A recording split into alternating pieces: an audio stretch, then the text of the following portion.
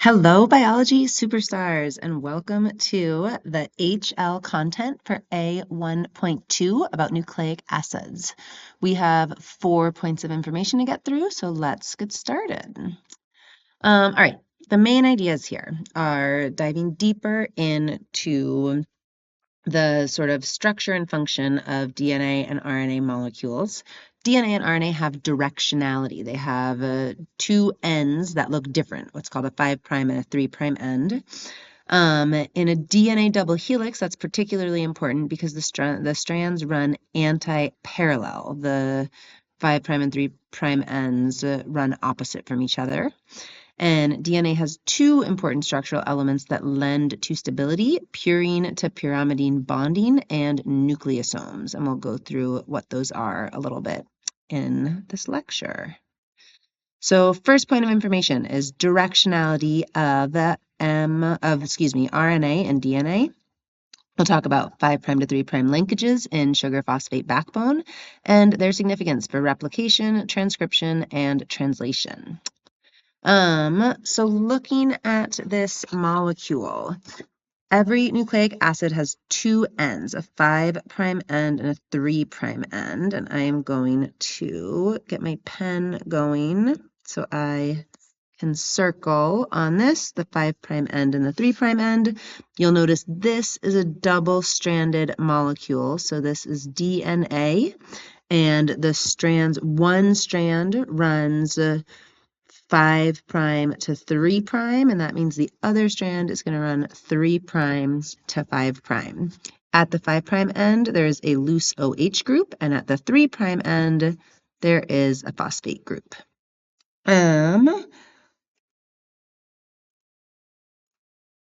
So why is that important? Directionality is super important in replication, transcription, and translation of genetic information. I'm going to change my pen color, I think, to green. So replication, transcription, and translation all work in a 5' to 3' direction. And that means that the new strand, I want to make sure I like this color. I want to make sure I can draw with this color. But the new strand is built 5' to 3'. I feel like that's going to be a little hard to see.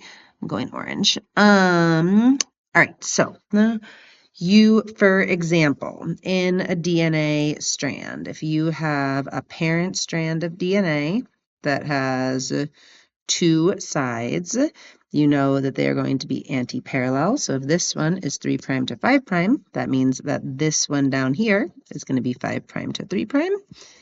And in replication of this molecule, when the DNA is trying to make a copy of itself, the new strand is built 5' to 3'. And that's true on both of these. So on one of them, it's going to be a little bit more straightforward than the other. Because let's take a deeper look at this. If this, maybe I'll change my color again even. If this is the 3' side and this is the 5' side, that means that to build the daughter molecule, the daughter strand of DNA, you are going to build 5' direction to 3' direction. That means the 5' side needs to be here, and the 3' side needs to be here. On this strand, the 5' side would be here, and the 3' strand would be here. On this bottom strand, you're going to be able to do that continually. On this top strand, you're going to need to do it in little chunks. And you'll talk a lot more about this, or we'll talk a lot more about this in D1, which is all about DNA replication. So D1 goes into more detail. But for now, all you need to appreciate is that the directionality is important in this process of replication.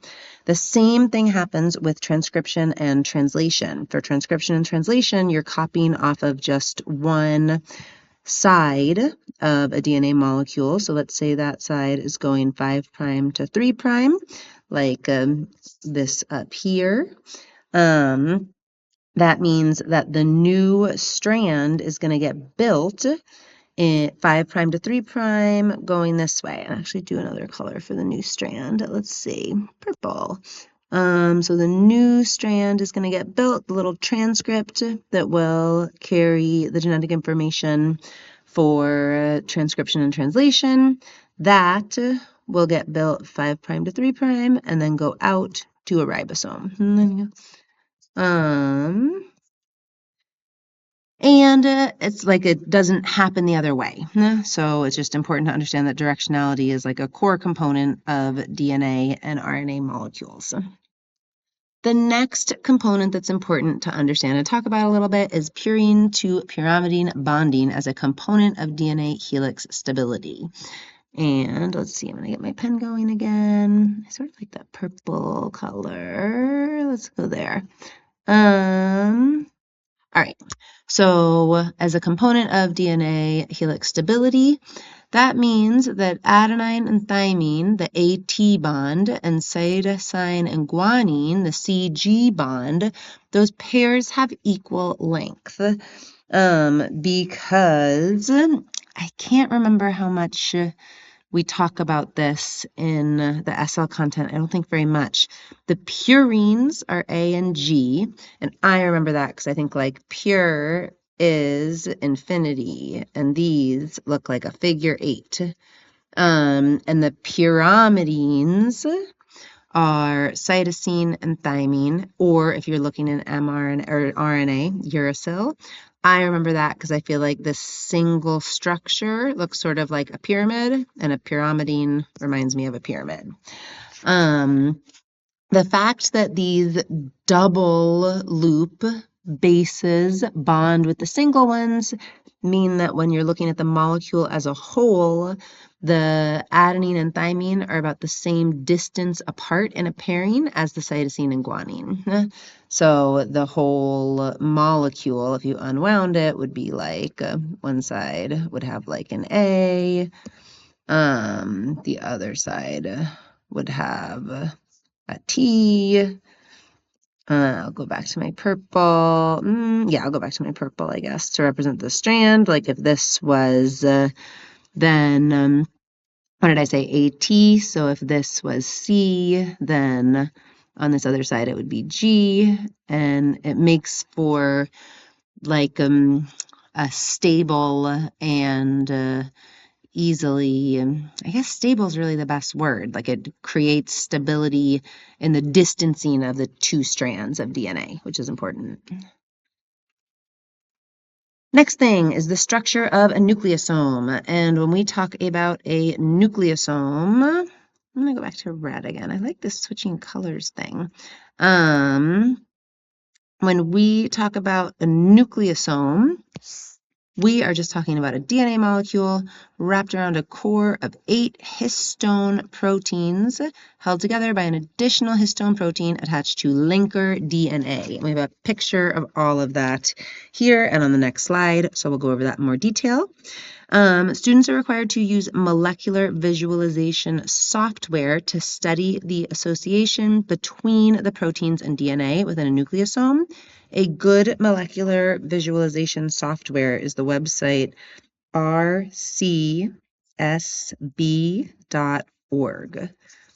When you get to rcsb.org, you can type nucleosome structure into the search bar. Nucleosome structure. And then you can click through to a result, and underneath the picture that comes up, there will be a little button that says Explore in 3D. And if you click on that, you can manipulate the molecule all around and get a chance to really use molecular visualization software to look at the structure of a nucleosome, which is sort of also provided up here. So these are your little histone proteins. There are 2 of each, so you get 8 in the middle, and then those proteins have a strand of DNA wrapped around them. This DNA that's coming off the sides is also known as linker DNA. We'll go over that on the next slide. So nucleosome basics. I'm gonna go pink now. Nucleosomes, like it said in the information from the IB, are composed of 8 histone proteins. A histone protein is just a protein that provides structural support. There's 1 additional histone protein on the outside to reinforce the binding. And then the DNA wraps around the histone proteins. I want this to go away. Go away. The DNA wraps around the histone proteins, and you can see the DNA pictured here in red and purple. When it changes to purple is when it becomes linker DNA. And that linker DNA is important because it is much more accessible, and hold on, I gotta get my pen going. That is where regulatory proteins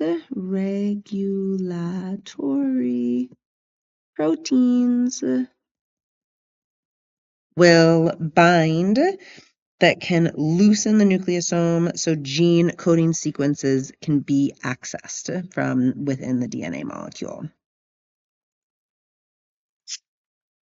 All right, our next points of information have to do more with sort of evidence around the discovery of the DNA molecule and the experiments that led to our current understanding of DNA molecules. So A1.2.14 is about evidence from the Hershey-Chase experiment for DNA as the genetic material. Students should understand how the results of the experiment support the conclusion that DNA is the genetic material. And this picture will become important. Let's go bluish. So you can see this is a bacteriophage, and it has a coat made out of protein and then a genome made out of DNA. And we'll talk more about that on the next slide. So in the Hershey-Chase experiment, this was conducted by Alfred Hershey and Martha Chase. Alfred Hershey ended up winning a Nobel Prize for this work and did not acknowledge the contributions of Martha Chase, but her name is now permanently associated with it, which is at least a little bit positive. This work was completed in 1952. And what these 2 scientists together, even though only one of them won the Nobel Prize, what the 2 of them together did was they knew that different components of these very simple organisms called bacteriophages had different elements present in them. There was phosphorus or phosphate in the DNA, and there was sulfur in the proteins. The proteins were around the outside of the bacteriophage. The phosphate or phosphorus was inside in the DNA.